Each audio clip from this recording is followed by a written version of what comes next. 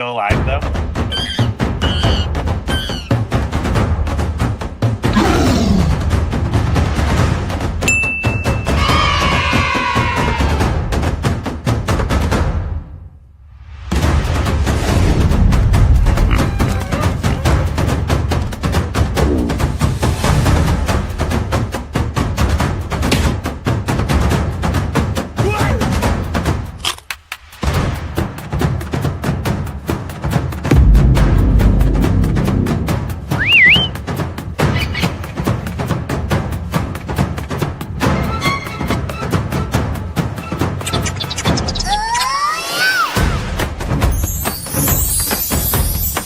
Huh?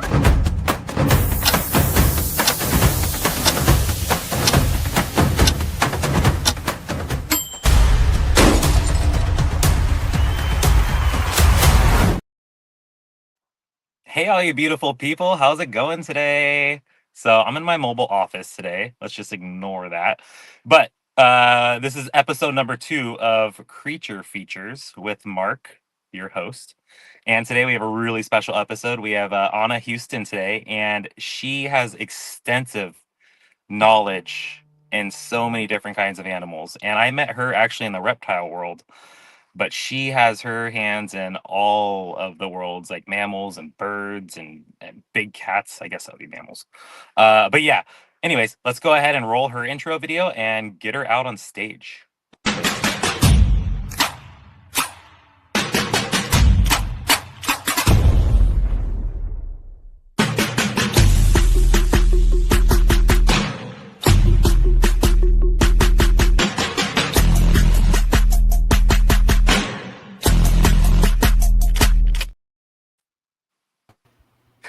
Anna, how are you? Good. How are you doing? That's so good. I'm so glad to have you on. Nice to be here. I'm excited. I know we have so much to catch up on. It's been a few years. Probably at least, yeah. And so let's see. I met you in Oregon in the reptile world. Where are you now? I'm in Alabama. I've been in Georgia, Alabama area for the last 3 years, actually. So I moved here for my mom. Oh, really? Your mom? Yeah, she moved down here, so I followed her. But That's I'm looking for my next place though, so I'm ready to move somewhere else. I just don't know where yet. I don't know where yet. Well, that's always the fun thing, right? The adventure. Yep, trying to figure out where the animals are going to bring me. Actually, I'm looking for a more wildlife, exotic centered position. That's awesome. And you just travel and just do animal stuff. That's crazy. It's All right. fun. I enjoy it. All right. Well, you want to tell us a little bit about yourself, and I don't know how all this started. And Yeah, so You're welcome. I mean, I guess I've been interested in like veterinary medicine and with animals my entire life. I started helping out with animals when I was like 4 or 5 years old, on like farms and with stray cats and stuff like that. Got my first snake when I was in 4th grade. And it's something that I've always found interest in. In high school, I worked with my zoology teacher, and he had multiple different reptiles, tarantulas, and leeches that I got to help with and care for, which I really enjoyed. And it's just gone from there. I've had random doors that have opened. I really never expected them to open. Large cats, like you said. So I was working with large cats down in California for a while. It was an internship that I had taken through college. And then I've also volunteered at different wildlife rehab centers in addition to working, in the veterinary industry as well. I have worked with I've worked with over 40 different wild cat species, which is definitely more than others have. And a lot of my different jobs too, I've been lucky. So like one of my clinics in Oregon, the veterinarians there were connected with the aquarium that was in Oregon, the Newport Aquarium. So that gave me the opportunity to work with some of those animals and what they do there. Kind of same thing here now, this position that I'm in now, we are connected with the Raptor Center. So we only raptors, no like crows or ravens or anything, but falcons, owls, eagles, Mississippi kites, other local species we do anesthesia on all of them. And so it's just been lucky doors that I've tried to find that have kept me with the creatures I like. That's so cool. And you work with raptors. Yeah. Let's talk a little bit about that more. That's really cool. I love birds. Actually, saw a barn owl today. I wasn't very involved with him, so I don't really know what we did. But so right now I work in the anesthesia department at my work. So I am helping facilitate all the anesthesia. So any animals that need surgery, that's my department. And with the raptors, they're, so if you found like a bird, like an owl or an eagle or whatever, you hit it and it was on the side of the road and it needed care, you would bring it into a facility like this raptor center. And so we'll see birds that have fractures a lot. We do a lot of fracture repairs. We'll get birds with like eye issues. We do get a lot of owls that have had their eyes damaged, so we need to take out their eye. Unfortunately, we do see lead poisoning or lead toxicity, especially in our vultures. We do work with vultures as well. They are some of my favorite actually to work with. It's fun. On the weekends, I go in and work with them, and I volunteer on the weekends. And so during the weekends, it's like cleaning, feeding, enrichment. We don't do as much enrichment for these birds because our goal is to release them back into the wild. And so it's minimal handling, trying to keep hands off, trying to prevent them from getting too accustomed to humans, essentially. That's so cool. And you said you do anesthesia. What? So you've done it on birds. Have you? And I've seen on like, I don't know, like TV shows and all the vet shows, and like people have like a big tiger and then you see like the anesthesia hooked up. You do all that? So yeah, that's what we do. So my first anesthesia experience with like a wild animal was on a jaguar. We did a canine dental, or like a canine extraction and a dental on a jaguar. And we do that. I do that with cats and dogs all day, but I've also, in Oregon, one of my clinics where I was working a lot more with exotic animals, we would do rats, mice, guinea pigs, snakes, bearded dragons, iguanas, did some iguanas. And my smallest anesthetic patient was a 32-gram mouse, and my largest anesthetic patient was that jaguar. Wow. Did you get to touch the jaguar? Oh yeah, I have pictures of me, but I didn't get a chance to send them to you. I got to find them. They're buried deep. That's so awesome. That's crazy. And that's what I want to get back to. So that's my hope, in the next, my 5-year goal, I guess, is to get back to where I'm working more with like the elephants and the rhinos and the cats and the bears, all that stuff. So how does it work becoming that? Like, do you need to be certified in a state, or is it kind of like nationwide, or is it a skill you can just use and get hired by people with, or? It is. That's a hard question. So I think that there's a variety. Like, so right now I am technically not licensed. I am considered what's called a veterinary assistant. I've been working in the field for 10 years or more, and I've gained a lot of those skills and experiences. So really for me, a lot of it has been not the license. I do have like a bachelor's degree, but you don't have to have that. Getting into like the wildlife side though, having that license is really beneficial. So I am pursuing that right now with the hopes that it will open up more doors.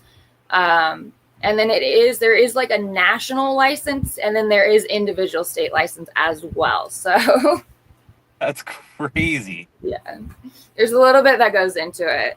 And then you can also get specialized, which is something I may consider in the future. And that's a whole nother ballpark. What does that mean? So if I want to specialize, for me, it would probably be specializing in anesthesia and analgesics, because I really, really enjoy that. Or I also really enjoy emergency and critical care. And so it would essentially be going back to school for a specialized license specifically in whichever topic whichever I pick. And it's more than just going back to school as well. So I would, like, if I, for example, did anesthesia, I would have to do a case logs, have so many cases of each specific ones. And so like in my department, we have referrals. So, or like referrals from other departments. And so like we'll work with soft tissue and do stuff like splenectomies and like spays, and we do all sorts of stuff. But we have like a cardio department, so we will do cardio procedures, open thorax, lung lobectomies, splenectomies, liver lobectomies. We'll do eye procedures, even microscopic eye procedures. And so like if I wanted to specialize, I'd have to have so many cases from each one and have a record of it and do there's a lot more that goes into it too. I don't even know. That's just, I know the surface of it. That's amazing. Are there any other fields you want to do, or do you just want to, like, do you know what you want to do for the next 10 years? I don't 100% know. And I think for me, that's part of the reason that I've always had these doors that open, is because I'm open to some different options. I know I really, really love anesthesia, and I really, really love emergency critical care, and I love exotics and wildlife. So my goal is something that is more exotic wildlife focused. And if I could do like anesthesia on exotic wildlife, that would be a dream goal. But that's a really hard niche to find, and like finding that job would be like finding a needle in a haystack. You could do it though. Maybe. I mean, I'm open to going anywhere, and so we'll see. Like, so I said, I'm trying to figure out where my next destination is. I just don't know where yet. That's so cool. That's amazing. Okay. How do you go see a jaguar get put under anesthesia in the mouth? How does that work? Like, you go by weight? For like drugs and stuff? You totally cut out. Okay, yeah, so you go by weight on how much anesthesia you were to give an animal? Yeah, so when we're creating our drug protocols, we definitely go by weight, and then each species metabolizes drugs differently, and so we have to take into consideration which drugs that are going to be effective for that species, because different species have different receptors in their brain. And so that's actually part of the reason that I love exotic animal medicine, is because rather than just figuring out what works for cats and dogs, I have to figure out what works for all of these different species. And then, yeah, we'll calculate it based on weight too. So there's like a mg per kg dose, which varies by species as well. And I see we have an off-air question, or like a question that was asked as far as like my favorite case. That's a really hard one because I've worked with so many different cases. I will say my most recent one that I'm really happy about or excited about. So I had very recently, within the last few months, started doing cardio cases. That's what I'm focusing on this year, is getting more comfortable with cardio cases. And my first cardio case actually was supposed to be a relatively simple case. It's called a PDA ligation. So there's like a little hole in the heart, and we just go in and we fill it essentially. This is a little tiny 2 kg puppy, so like a 4.5 pound little golden retriever puppy. And our cardio team was already really concerned, and they didn't think that she was going to be able to make it through anesthesia. When we went to do the approach, we were trying to do like a laparoscopic approach, so a more like minimally invasive approach, but she was too small. And we ended up having to open up her chest. She ended up having more than just one defect, and there was some complications under anesthesia. We were concerned that she wouldn't even wake up, and if she did, she wouldn't go home. She recovered. She went home, and then on her recheck exam, her heart was actually smaller than before surgery. And so that's my like most recent really big win for me, and doing that too, because I was really nervous about doing cardio cases and stuff. And then I did that, and I was like, okay, well, I mean, I guess if I can handle that, then this is fine. So that was cool though. So that's another possibility of a field you want to go into. Oh, you broke out again. That's a possibility of a field you want to go into. A full recovery. Right? About the heart? No. God, you're cutting out. Oh, you can hear me now. Yeah, if it keeps cutting out though, I'll go plug myself into my router if I need to. Can you hear me? Not very well. Oh, bummer. Okay, now I can though. All right, hold on. We're gonna have a change of scenery. All right, let's do it. While we're doing the change of scenery, let's go ahead and roll some sponsorship videos, and then we'll get right back on track. That sounds good. What's Colubrid Fest? What?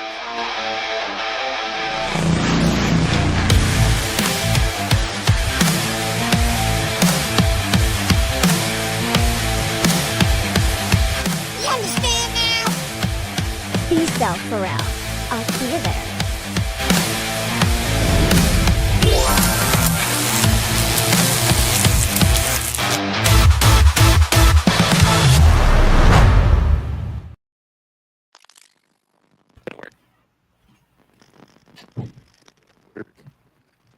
Can you hear me?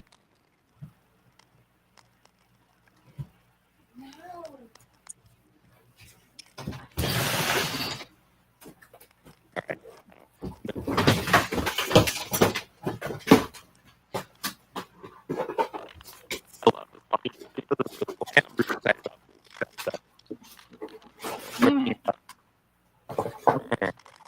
I can't find a cord. I'm sorry. Hold on.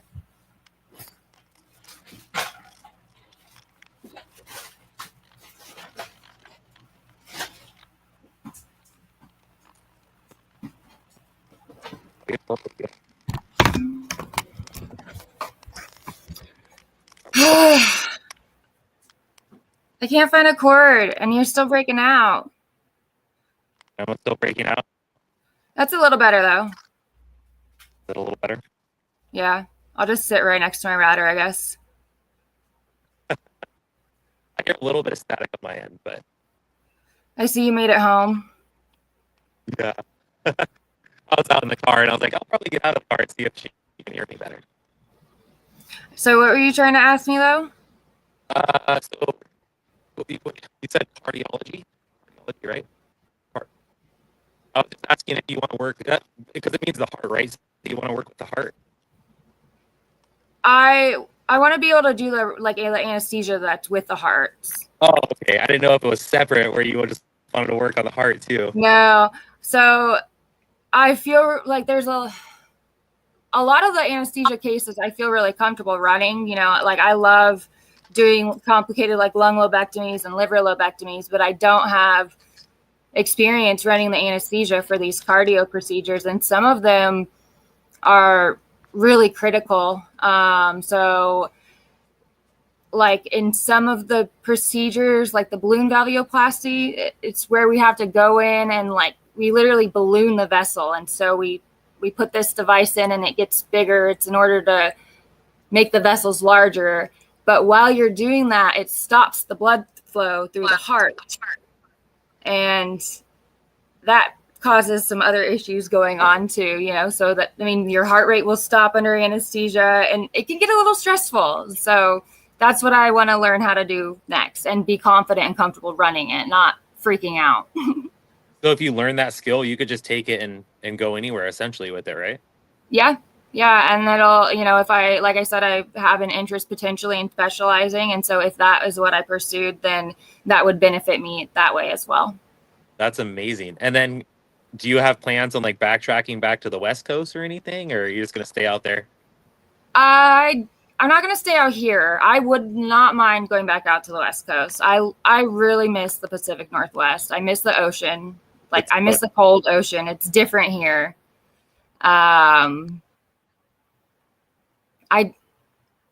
There's not really any place I wouldn't go too much though. I mean, as long as it's not super hot. It's a little hot down here, so I wouldn't mind something a little cooler.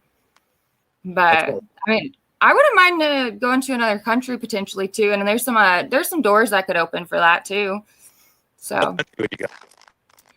I mean, I would love to go to New Zealand or Australia just purely because of all the species that are there. So Yeah. we'll see. Yeah. Why New Zealand? So New Zealand's very close to Australia, so it's like a boat ride away for that. And then also they have some of the most endemic species in the world. So they have so like species that are only there, and so getting that opportunity to see those species and then even potentially working on those species would be amazing. And And so one of the animals that I haven't really worked with that I would love to work with, and there is an endemic species in New Zealand too, actually, would be the dolphins. I could not tell you the species of dolphin right now off the top of my head that is in New Zealand, but like getting an opportunity to work more with like marine mammals, which I have minimal experience with, or fish actually is something that I've been taking some classes on how to do like fish anesthesia. Is very interesting to me, but I've never done. It was just Shark Week. I love fish. I love fish more than reptiles. That's crazy. Yeah, fish are really cool. I don't have a lot of experience with them, and I know that so getting veterinary care for them can be really difficult. Yeah. So I think that would be really fun. The way you have to do anesthesia for them is completely different than what I'm used to. And so learning that would be really interesting.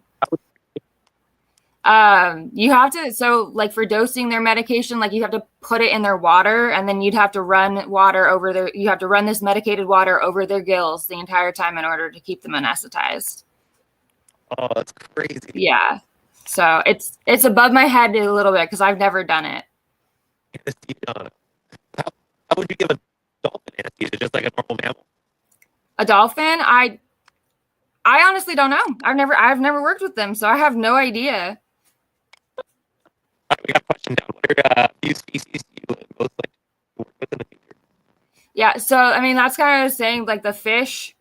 I'd love to work with fish, and then like the marine mammals. I think that would be awesome.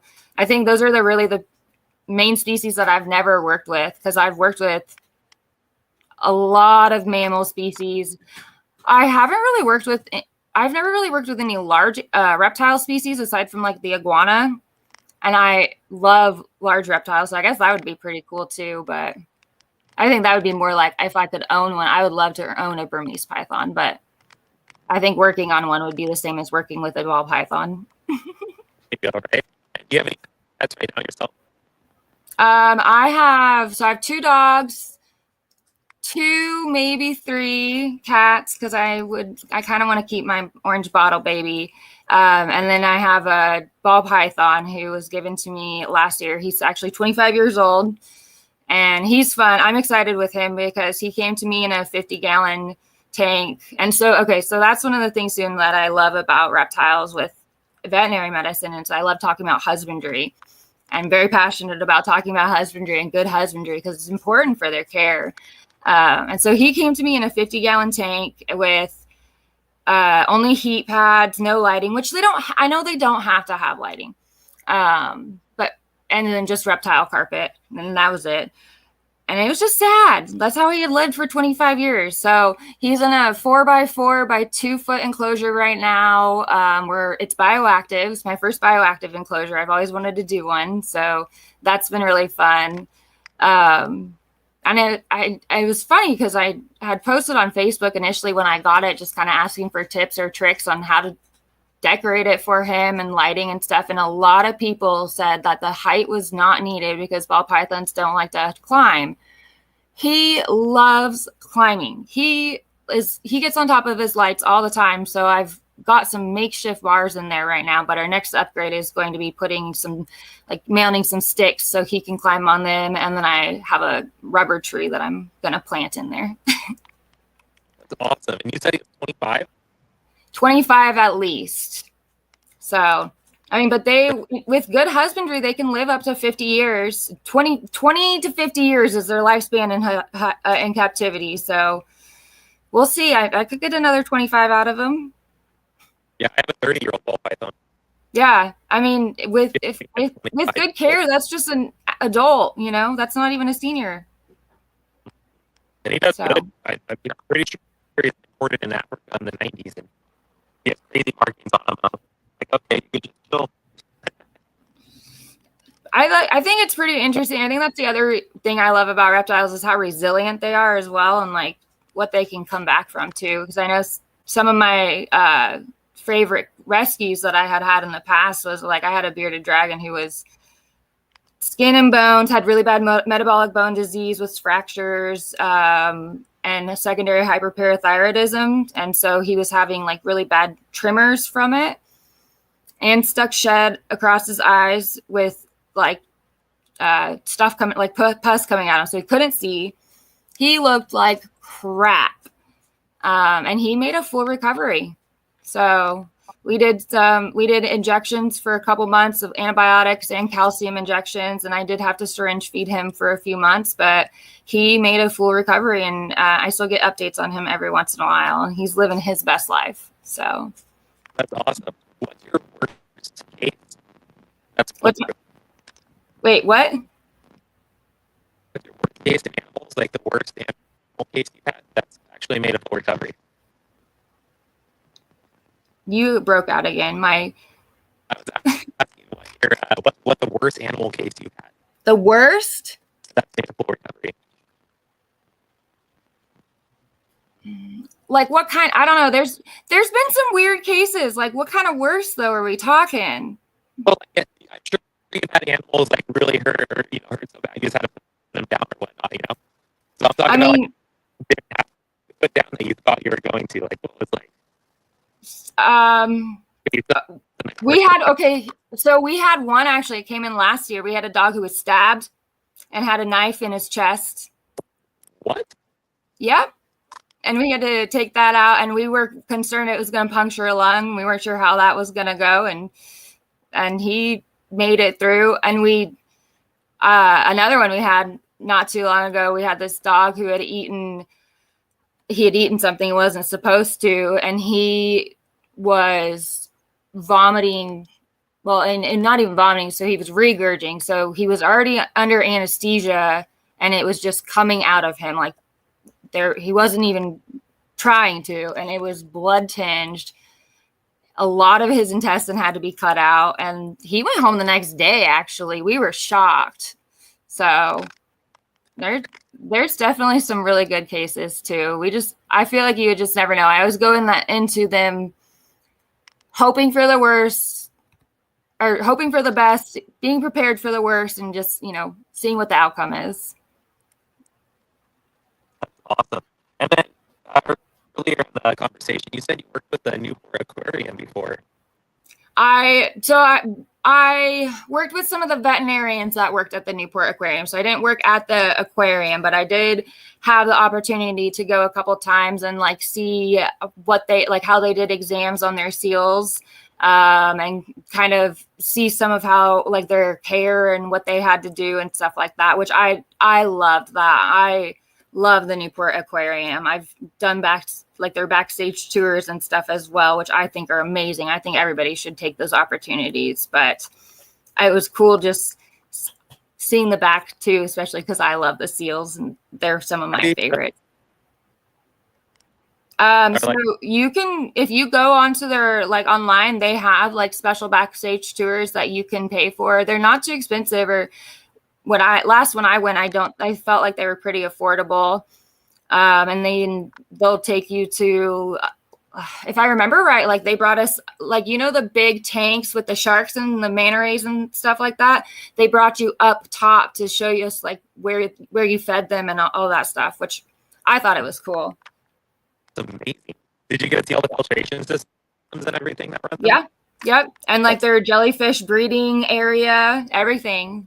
So a lot of zoos and aquariums actually have those kind of opportunities. If you look in their website, they have different tours and then different animal experiences and stuff too, which some of them can get pricey, but there's a lot that are fairly affordable, and they give you a really good insight on what all goes into caring for the facility. And you asked me about the filtration system actually with the Newport Aquarium. One thing was really cool about that is because they were right on the coast, they can just bring their water right in from the ocean. It does go through a filtration system, but unlike a landlocked aquarium like the Georgia Aquarium, getting their water was a lot easier, and I would imagine better because it's straight from the ocean. Yeah, pretty big. So, Crazy. That's so awesome. I think if pet stores and I always can I see your filtration, or how does this system run and all that stuff? Okay, break it down for me. And then you said experiences I did an elephant encounter today at the wildlife safari. That was super fun. I would Okay, so actually, you know what? I would love to work with elephants too. So those I've never worked with any hoof stock wildlife species. So like zebras, and then like elephants. I've never worked with elephants or rhinos, and I think that would be amazing as well. The like really big ones. I don't know. I've been watching some videos on like how to draw blood on the elephants, and it looks like most of the time they just use their ear veins, and they're huge. It's just crazy to think about. That's crazy. That's cool that you watch all that kind of stuff, though, so you know a little bit about everything. A little bit, but it's one thing to like kind of know it, and it's another to actually be able to do it hands on and like have that skill, be confident in that skill. I bet. That's crazy. And you have a lot of field experience too. Do you ever do anything not in an office? Does that make sense? Do I ever do anything in what? Like, not in the office. Like, do you do it and teach out? So not so much anymore, but I'm hoping to in the future be able to do that. Like when I was working with my large cats in the past, we actually had like a vet clinic on the facility, and so like in the future, if I'm working with a veterinarian, my goal would be to travel to the facility, do the work at their facility with their stuff, and then come back to my home base.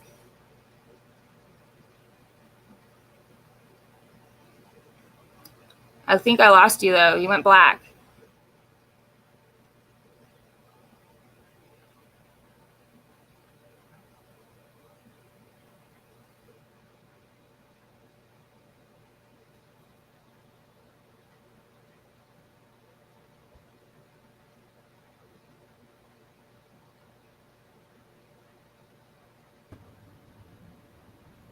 Sorry to mix everything up, everybody. We lost Mark for a minute there. Anna, sorry, I was backstage, so I figured I'd jump on so we didn't have I dead air appreciated it. I was just wondering if it was my end again. No. I think he's having some connection issues on the phone there. It's a fascinating show so far. Sorry to anybody watching. Sorry to mix it up, but we kind of help sometimes backstage watching the show and helping out. So should jump in here while Mark's getting re-squared away there. Yeah, So- now that I know it's not me, I'm gonna go get comfortable again. So, Anna, what was like? What got you into animals to begin with? Like, what was your first experience or first time you really fell in love with reptiles? Well, so animals in general, the first experience that I can remember was actually when I was 4 years old. We lived in Idaho, and our landlords had a farm, and I had a broken wrist at that time. I broke my wrist falling off the monkey bars. My left wrist, I had a pink cast on. My landlord had a little baby lamb who also had a broken left arm with a pink cast, and I helped bottle feed that lamb. I remember her teaching me how to do that, and so that was my first like animal experience that I can remember that I loved. And then as far as reptiles go, actually, I think honestly what spiked my interest in reptiles and Burmese pythons too is I remember being in elementary school, probably like second or third grade, and there was somebody doing what Mark does who brought a Burmese python to my elementary school. And I just remember being so fascinated and so enamored. And I think it was only a couple of years later that I got my own snake, who I had for years. I had her until I was 18 and moved to Vermont, and she was in her last years then, but it's really just grown from there. It's been a lifelong dream and passion, and it doesn't always pay the best, but I love what I do, and that's what I need. So That's awesome. Mark, it looks like you're back with us, right? I'm back. Okay, yeah. For what you went black completely, so I jumped on, so we didn't have blank space there. I'm so. like, I can see you guys. I'm like, please, somebody jump on. I'll jump backstage again, guys. Carry on. Great show so far. Crazy. Thank you so much. All right, Anna. I see on your social media too that you do a lot of like museums and stuff. You've been going to like museums? Well, so I just actually a couple weeks ago, I went to Washington, D.C. I went to my first veterinary conference, is the AVMA conference, which I did. One of the classes I took there was one on fish surgery, which was very interesting. Yeah. But while I was there, I utilized some of my time to visit the museums there.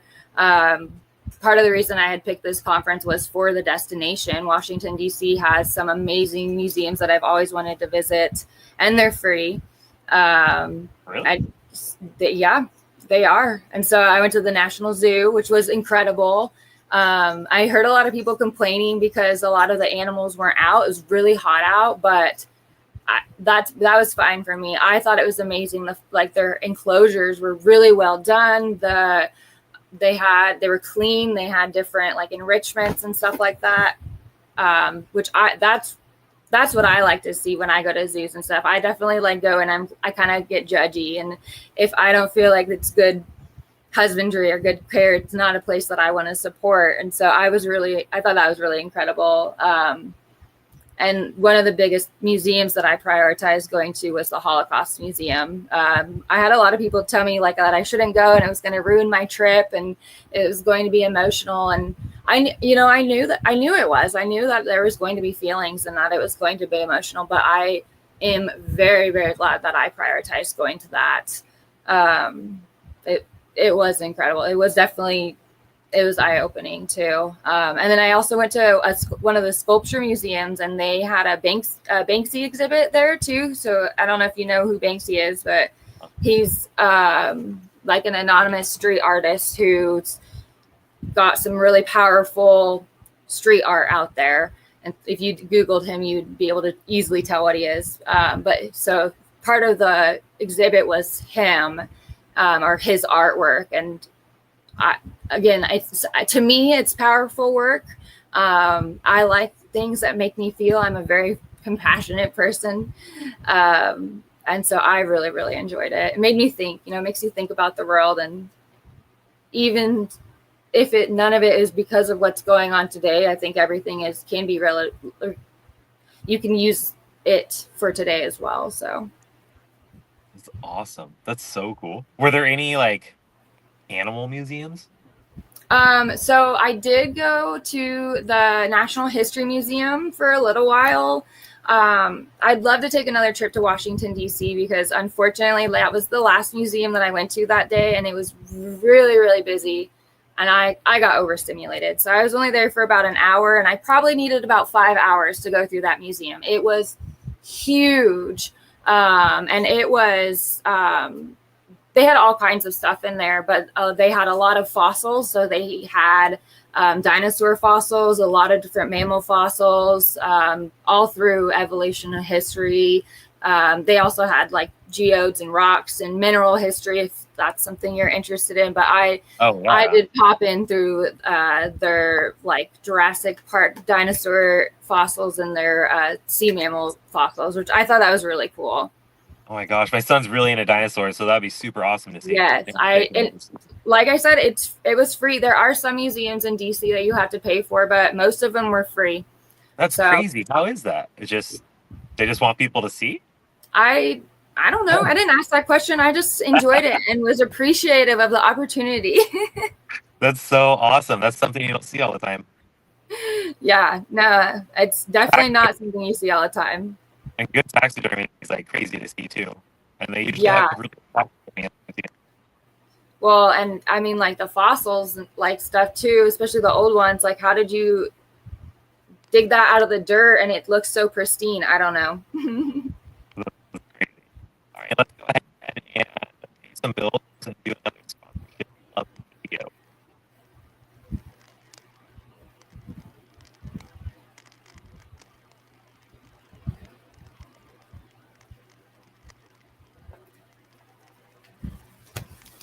Ooh.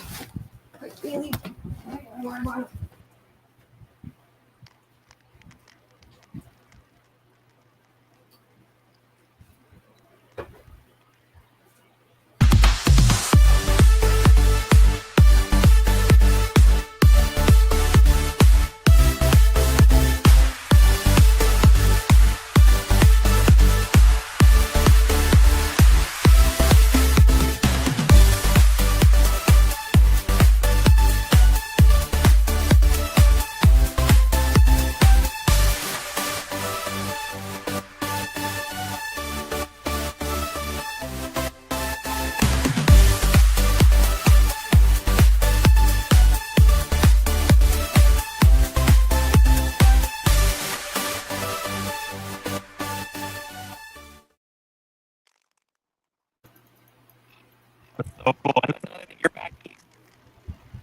There's so many shows reptile shows I've got that I need to get to. And then we're just coming up with some Oregon. So You're totally cutting out again. out again. But can you hear me now? Kind of. All right. Well, we can wrap the episode up anyways, and we'll just pop back in. We got all of this technical difficulty. All right. Can you hear me now? You cut out in and out. Half of it I can hear you and half of it I can't. All right. Well, if you can't hear me, can you let people know where to find you? Where to find me? Like on social media?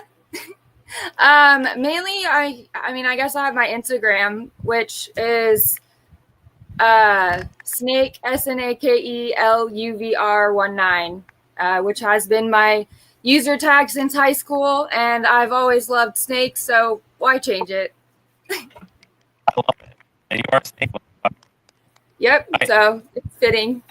I wish it's surprisingly for how much I love snakes, though, I actually have only owned 2 snakes now in my entire life, because when I was doing reptile rescue in Oregon, I never got snakes surrendered to me. I remember your iguana. Yeah, we got you met my iguana that I had? Yeah, you have a big cage in your living room, and there's an iguana in it. Yeah. Like your whole. Yep. Yeah. So, I mean, instead of a TV, I just had an iguana enclosure in my living room. Definitely surprised the maintenance guys in my apartment, but it was fine. That was amazing. Yeah, that was really cool. And then you gave me 2 tortoises. And yeah, that was years ago. That's so awesome. Yeah. And that iguana was the one that was in my intro video that was eating that mush. So that was the same iguana. Wow, he's a little guy. Yeah, so he was the one that came to me when I got him. He was a year old. He had only been fed iceberg lettuce with no lighting. And so for iguanas, as you may know, but I don't know if everybody does, it's really important for them to have UVB lighting, and so that they can metabolize their calcium and have strong bones. And it's also really important to have a proper diet that has calcium in it, which iceberg lettuce does not. So when he came to me, he had the broken front leg and a broken back leg and multiple breaks in his tail as well. And then within a year's time is where he went from that little tiny guy to the big guy on my shoulders in that other picture.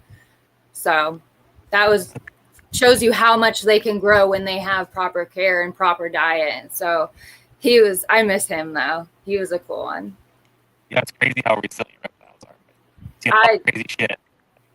That's why reptiles continue to amaze me, because I mean, animals in general are pretty resilient, but reptiles are so resilient. And even too, they can slow down their metabolism when they're cold. It's part of them, and the way that they thermoregulate, they don't really.